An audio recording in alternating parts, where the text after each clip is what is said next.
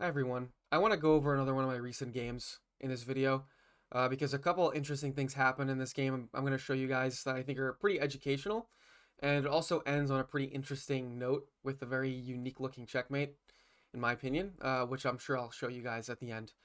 And I'll also be giving you guys a couple puzzles, sprinkled throughout the video here just to keep you guys on your toes. Okay, so I played with the black pieces here, and I go against the Evans Gambit, and I'll show you what that is in a second.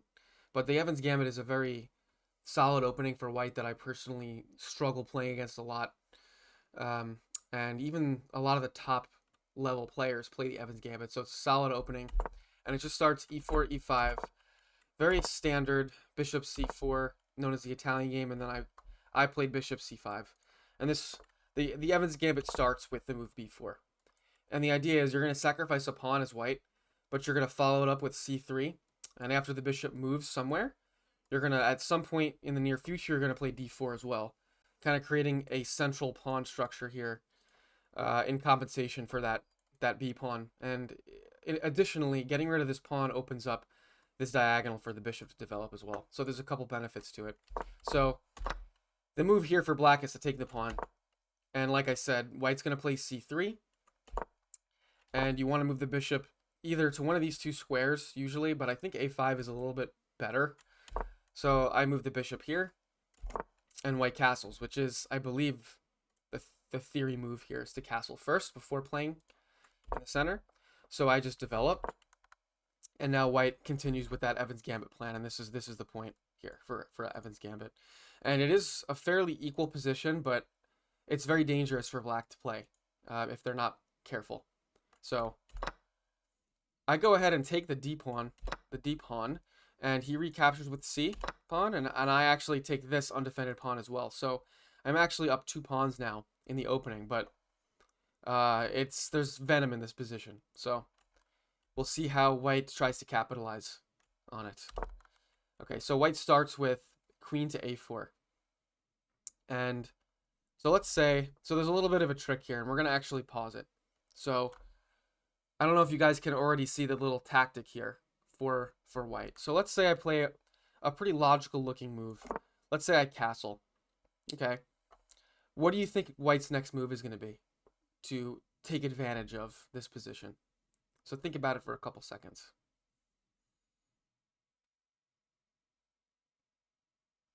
Okay. So the point is, this knight is the only defender of this bishop on a5. And the next move here for white is going to be pushing this pawn to d5. It's going to force me to remove the knight, giving up the defender of this bishop and losing the bishop, inevitably. So I want to go back to the game here. I saw that move, and I played b6. So just providing another defender here for the bishop to keep him safe. And now white plays an interesting move, bishop d5. And this move really threw me off quite a bit.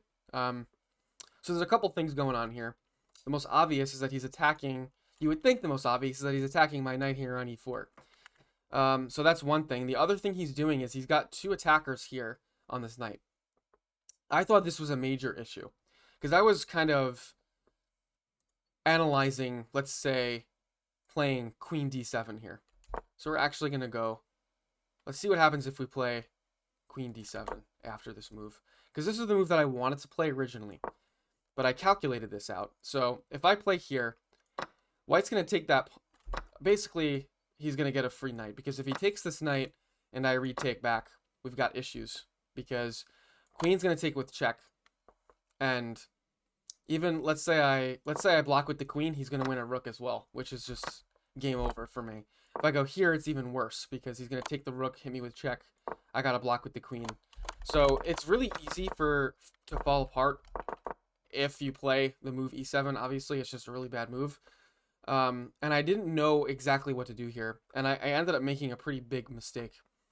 Just give me 1 second to fix the board.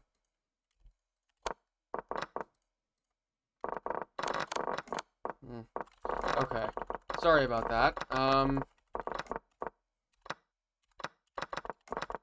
Okay. So I made a bad move here. I played queen f6. And what I was thinking really was trying to take advantage of the lack of development on white's queen side here. Because I already noticed that I had a knight attacking this way. But what I failed to notice was that he already had 2 defenders here. And after I made the move, I realized there's actually 0 threat here from black. So what I ended up doing was just hanging the queen.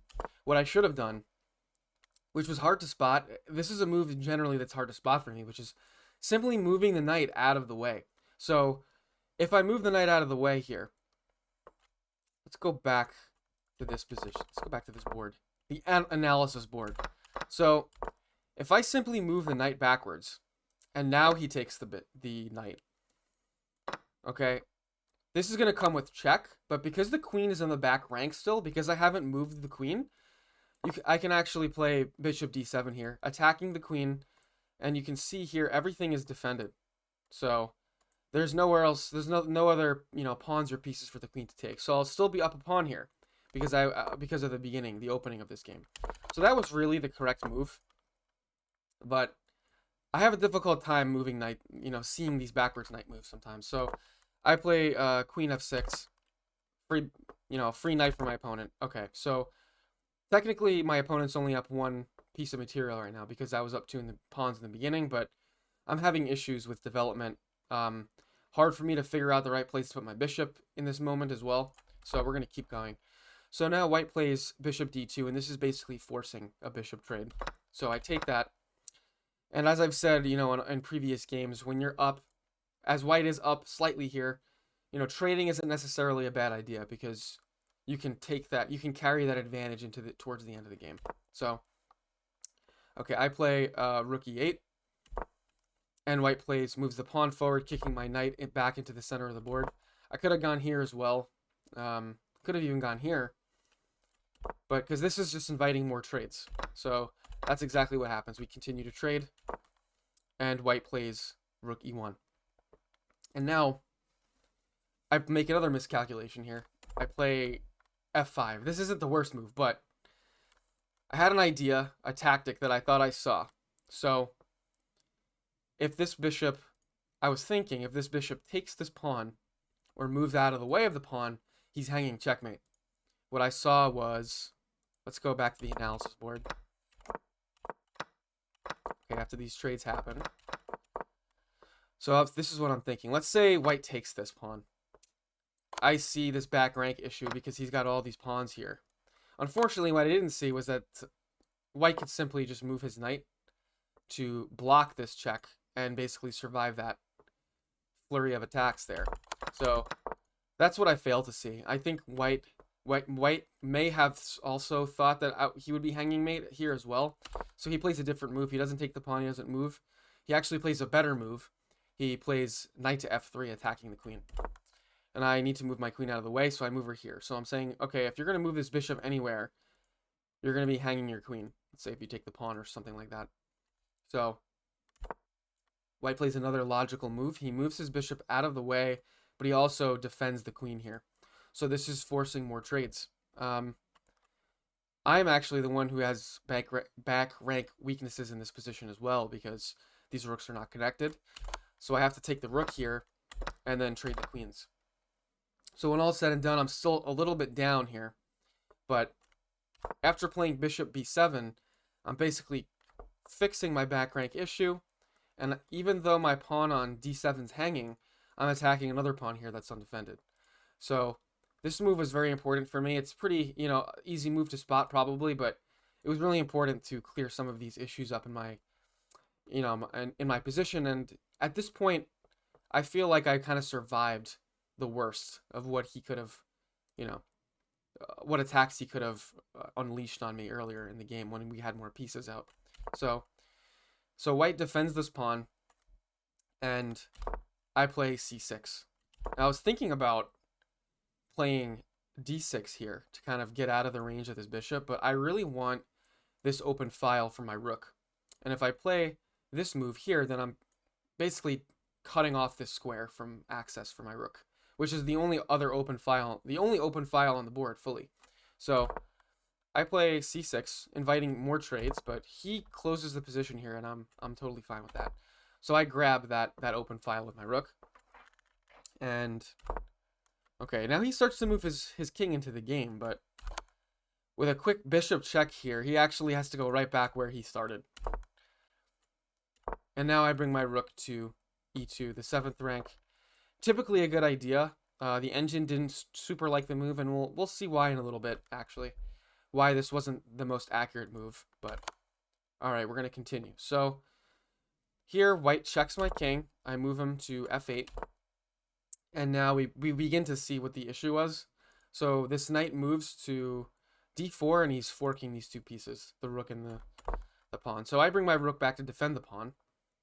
And let's see, he plays f4, and I move my rook back to here. Now, there's a really actually interesting tactic in this position for white that luckily he didn't see. This kind of seems like, honestly, like a high-level maneuver, a high-level tactic.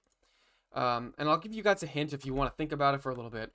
It involves this pawn here, which is pretty dangerously close to promoting. Is there a tactic that you could see that might actually allow us, or allow white to promote this pawn? So the move is surprisingly knight to e6. So we're just going to do that. We can do that here.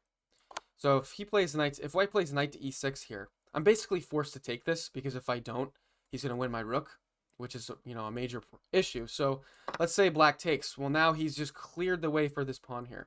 And not only has he cleared the way for the pawn, but the rook was already backing this pawn up. So there's actually no way.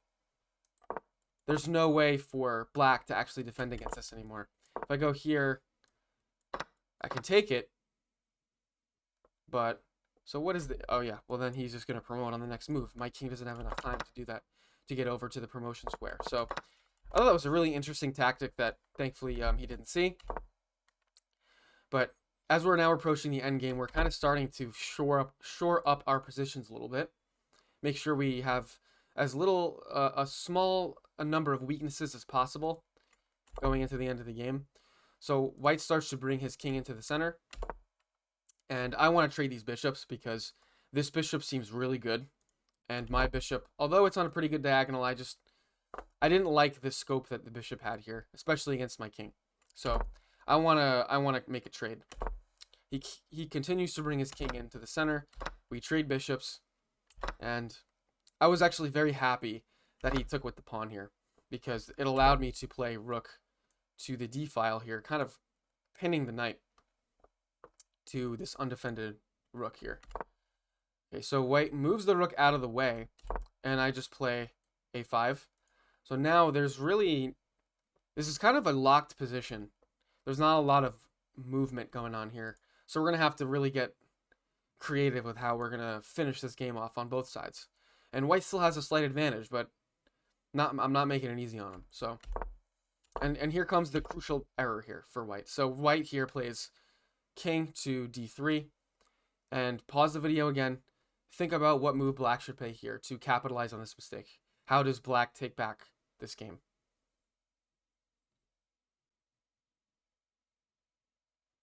Okay, so the answer is, the problem with white's move is that he has pinned his knight.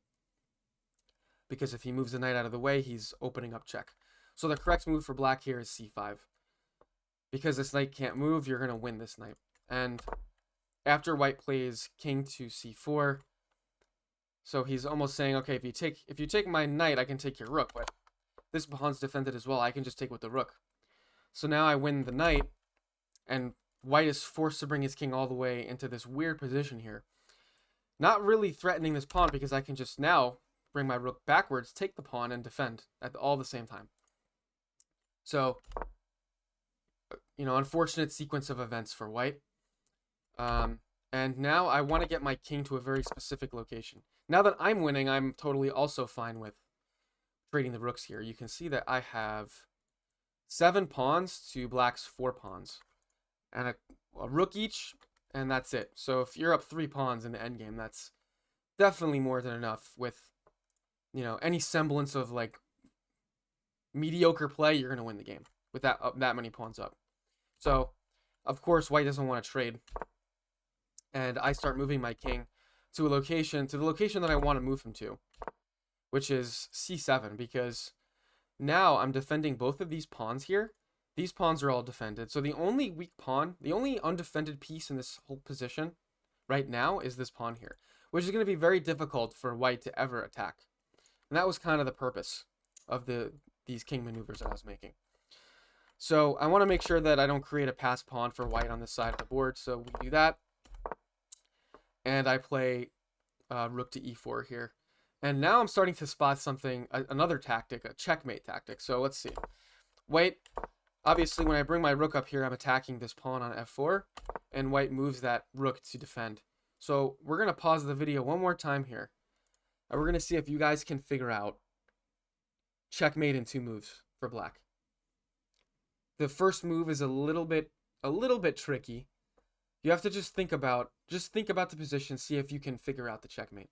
And let me know in the comments if you guys have found that. All right? And don't cheat. Okay. So, the first move, a little tricky, is king to b7. Now what I noticed was, okay, yeah, I'm attacking the pawn here, but also if I bring my rook over to b4 and check the king, this king, the white king, only has one escape route. That escape route is going into the corner over here on the a file. So if I can move the knight here, not the knight, the king, I'm cutting off both of those escape routes for the king, for the white king. And of course he can't go anywhere on this file, and all these pawns are defended. So there's nowhere for the white king to go.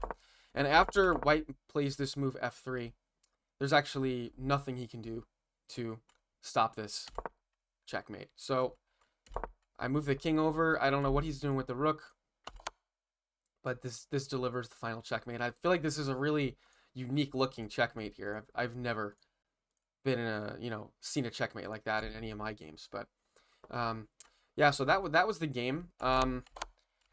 Some lessons learned, I think. Definitely need to study up on the Evans Gambit because I'm not that great with the Evans Gambit. Another issue for me is oftentimes seeing backwards knight moves. I guess another idea here could have been maybe f5 to defend the knight, but I really don't like that because if he brings his bishop here, he's going to be covering all these squares around my king. Definitely won't be castling anytime soon if I do that. So the best move is definitely bringing the knight back and just avoiding the attack of the bishop altogether. And of course, even though I was down, even though if anyone's down, playing a solid endgame, being scrappy, it can make up for a lot of loss in the early game. So that wraps up the video. Hope you guys liked it, and I'll see you next time.